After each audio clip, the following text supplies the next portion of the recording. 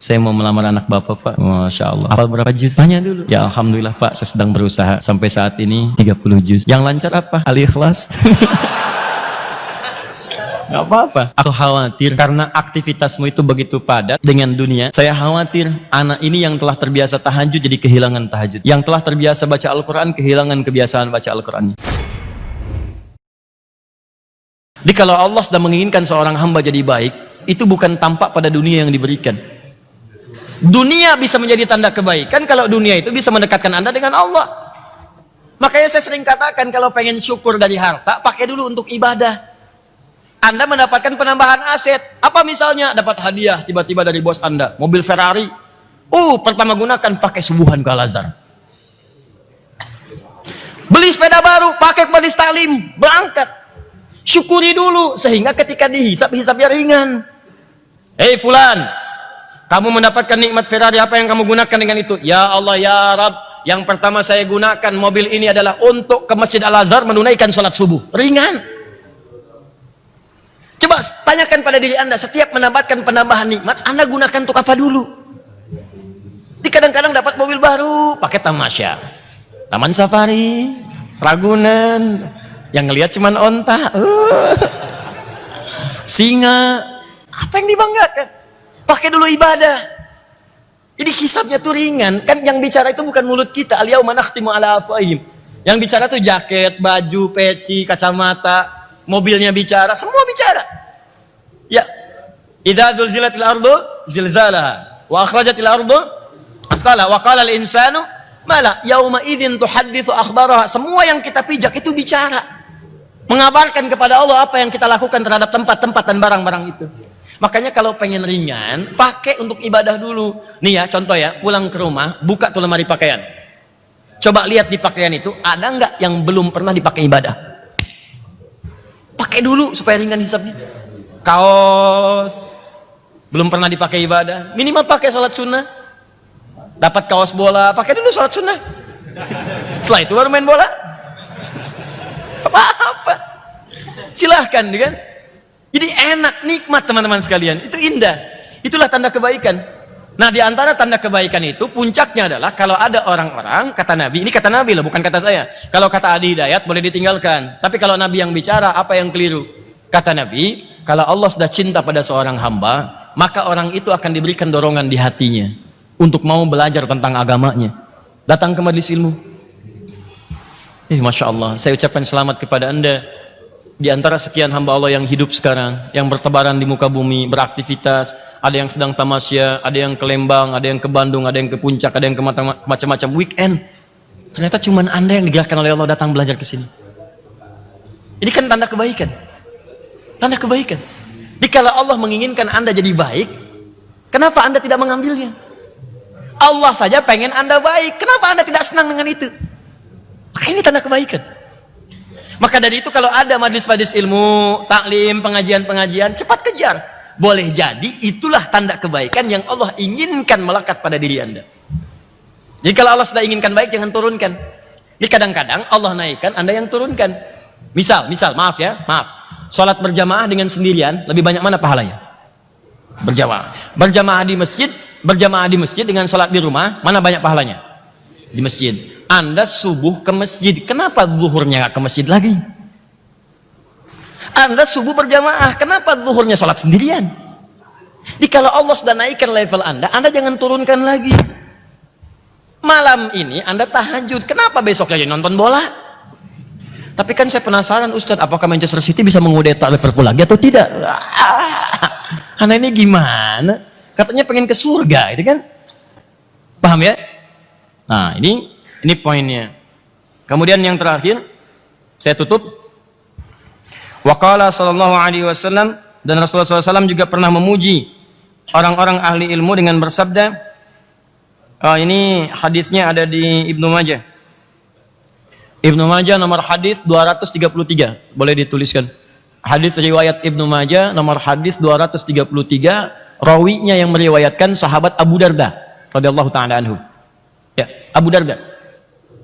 Abu Darda ini asalnya non-muslim, masuk Islam,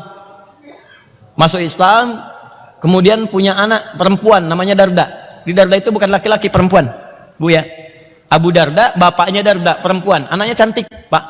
Karena perempuan pasti cantik, laki-laki ganteng ya. Wah, ya. Walaupun cantik itu relatif kata orang, dan jelek itu mutlak ya.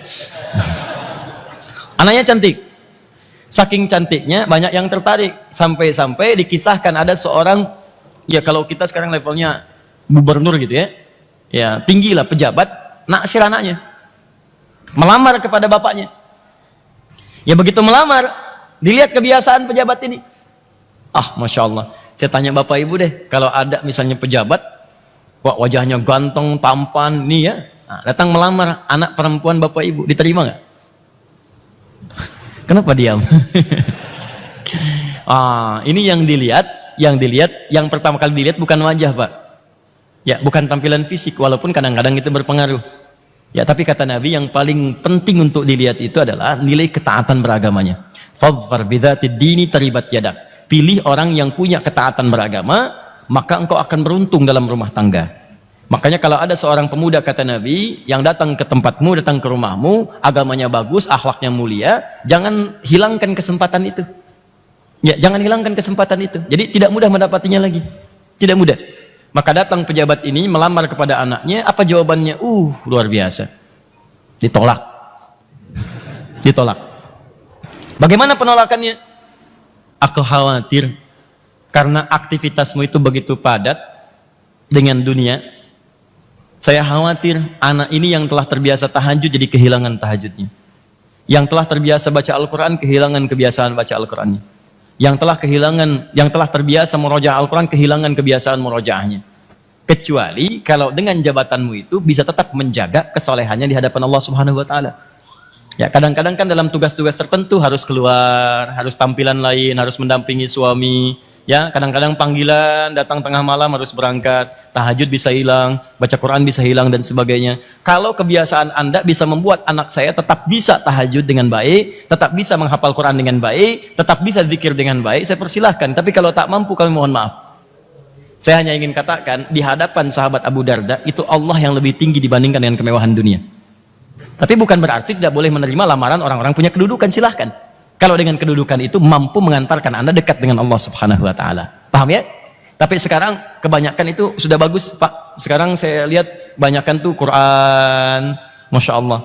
Sekarang ada tambahan bukan cuma seperangkat alat sholat. Iya. Aku pengen saat akad nanti kamu baca surat Ar-Rahman ya. Wah. Diikat tuh akadnya dengan Ar-Rahman. Nggak apa-apa, insya Allah aku hafalkan. Yakin, satu ayat aja ya. Luar biasa. Tanya Pak, kalau sudah ke rumah tanya, adek apa niatnya? Saya mau melamar anak bapak Pak. Masya Allah. Hafal berapa juz? Tanya dulu. Ya Alhamdulillah Pak, saya sedang berusaha. Sampai saat ini 30 juz. Masya Allah. 30 juz, ya tapi belum mungkin sepenuhnya sih Pak, belum lancar sepenuhnya. Yang lancar apa? Al-Ikhlas. Gak apa-apa, pelan-pelan. Taib. Darda ini kemudian berusaha, usahanya pengen dekat dengan Allah, maka beliau membuka toko di depan masjid, dekat Masjid Nabawi, Masjid Nabi. Apa orientasi buka tokonya? Bukan ngebidik jamaah. Ini penting kita belajar. Bukan ngelihat banyak jamaah datang ke majelis Nabi lantas kemudian buka toko samping masjid. Bukan itu orientasinya. Walaupun tidak dilarang kalaupun ingin mendapatkan dunia semata, itu pilihan. Ya, wa minan nasi may yaqulu rabbana atina fid dunya wa ma lahu fil akhirati min khalaq. Quran surah kedua ayat ke-200. Ada orang-orang yang orientasinya dunia saja, maka akhirat dia nggak dapat. Tapi Darda tidak. Saya buka toko samping masjid itu supaya kalau waktu sholat bisa cepat ke masjid. Tuh. Rizkinya dapat juga. Tapi begitu waktu sholat tutup ke masjid, duha bisa ke masjid, balik dari situ toko buka lagi, rizki dapat. Orang-orang keluar masjid belanja, rizkinya dapat, ke masjidnya pun bisa ibadah. Sampai berkembang orang ngikutin sampai dengan sekarang. Coba lihat kalau ke Masjid Nabawi, Masjid Nabi, ya, sampai dekat Masjidil Haram, bukankah sekitarnya banyak pedagang? Ya, banyak pedagang yang kalau adzan tutup kan? Allahu Akbar, ada polisi, wing, keliling, yang masih buka didenda. Ya, itu dulu sahabat Abu Darda dulu. Ya, radhiyallahu ta'ala anhu. Nah, yang paling menarik, pedagang punya toko, anaknya soleha, dan masih sempat belajar hadis Nabi Sallallahu Alaihi Wasallam. Dia tidak salah nih kalau tadi saya masuk lingkungan sekitaran masjid, ada yang dagang, ada yang jualan, ada yang nasi bakar, nasi goreng, ada yang jualan ini jualan itu, boleh silakan. Tapi kalau anda ingin mengikuti sahabat Abu Darda radhiyallahu taala anhu, waktu sholat ke masjid, ada taklim catat, dari luar catat. Bukan cuma dagangan yang dicatat. Jadi begitu mau belanja kepada anda pun punya hadisnya. Masya Allah, Pak, tadi serius kah belajar dengan Ustadz? Jangan cuma makan nasi goreng aja, gitu ya. Anda yang jualannya begitu dihidangkan, qala Rasulullah sallallahu alaihi wasallam. Wah, indah. Khudh bi yaminika ma yalik. Makan dengan tangan kanan, Pak, jangan lupa ya, baca bismillah. Tuliskan. Kalau bisa di piringnya tuliskan. Pengen pahala, baca bismillah. Wah, indah. Jelas ya?